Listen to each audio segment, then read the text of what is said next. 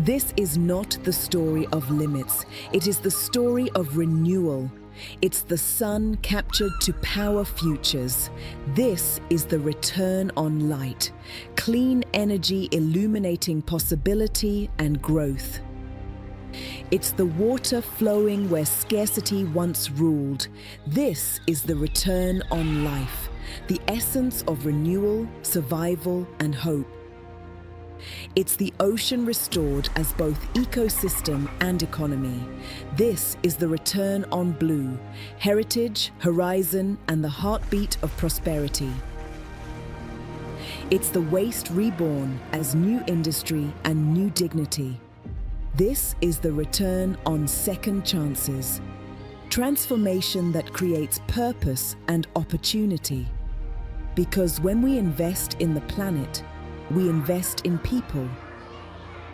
Every rand carries a responsibility greater than return. The weight of generations, the promise of prosperity without destruction, the chance to build a future where nature's renewal is humanity's rise. This is the return on nature.